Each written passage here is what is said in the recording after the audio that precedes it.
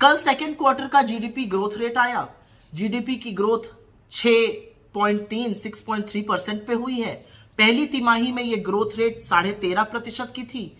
खूब ढोल ताशे बजाए गए थे, खूब पीठ ठोकी गई थी, सीना ठोका गया था। अब बिल्कुल सुई पटक सन्नाटा हो गया। तो पहले तो यह समझ लीजिए कि कम जीडीपी ग्रोथ का मतलब क्या है। कम जीडीपी ग्रोथ के तीन ही मतलब है।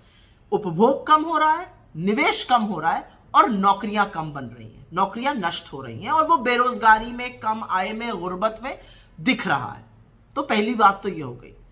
अब बजाय समस्या का समाधान ढूंढने के, समस्या का निवारण करने के, सरकार के बददिमाग प्रवक्ता, ट्रोल आर्मी, नासमझ नेता और कुछ चरण चुंबा के खर्रा लेके दौड़ने लगे।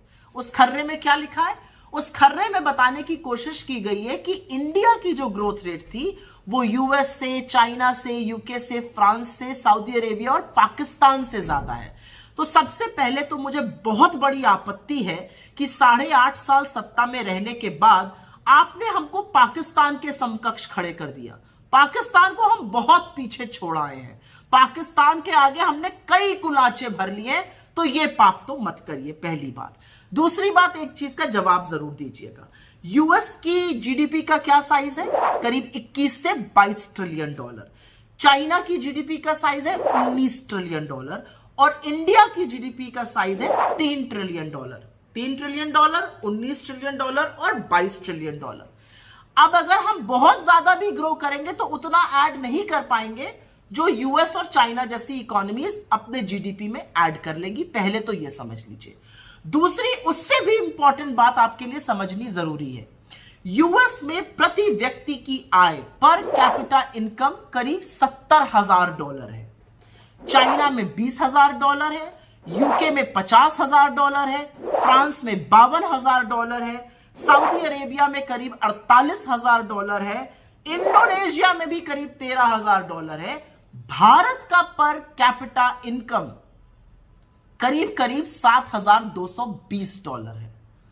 हमसे 10 गुना यूएस है, हमसे करीब 7 गुना यूके है, हमसे करीब 7 गुना सऊदी अरेबिया है और हमसे ऑलमोस्ट डबल तो इंडोनेशिया भी है। तो पर कैपिटा आय, पर व्यक्ति की आय से भी अगर आप कंपेयर करिए तो अभी हम बहुत पीछे हैं। तो जब कंपैरिजन करना है तो लाइक टू लाइक इकोनॉमीज पे करना चाहिए। असलियत तो यह है कि भारत के जीडीपी का बंटाधार और सत्यानाश तो आपने कोरोना का एक केस आने से पहले कर दिया था। याद है ना, जीडीपी की 8.2% ग्रोथ दर को कैसे आपने आधा कर दिया था 4.1% पर अपना नासमझ और तुगलकी फरमान डिमोनेटाइजेशन लगा के। और आज भी वही हो रहा है। आज पिछले 3 साल में इंडिया की एवरेज जीडीपी ग्रोथ रेट पिछले 3 साल में 1.8% है। 2% से कम एवरेज ग्रोथ रेट पिछले 3 साल में। उसके बारे में क्या कहिएगा? उसके बारे में कोई जवाब है? और वो आंकड़ा बाकी देशों के बारे में जरूर लगाकर देखिएगा। आपकी कृपा रही तो हम 40 साल में पहले रिसेशन में चले गए थे। 7.5% इकोनॉमी हमारी संकुचित हो गई थी एक साल में, जो बाकी किसी देश की नहीं हुई।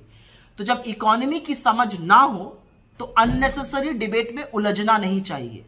और भक्तगण, जाके purchasing power parity, per capita income, GDP का साइज, इकोनॉमी की स्पेलिंग थोड़ी सी पढ़ो, उसके बाद आकर बहस करना। क्योंकि आपकी विफलताओं के चलते इस देश में बेरोजगारी बढ़ रही है, ग्रोथ घट रही है, निवेश हो नहीं रहा है और उपभोग भी चरमरा गया है।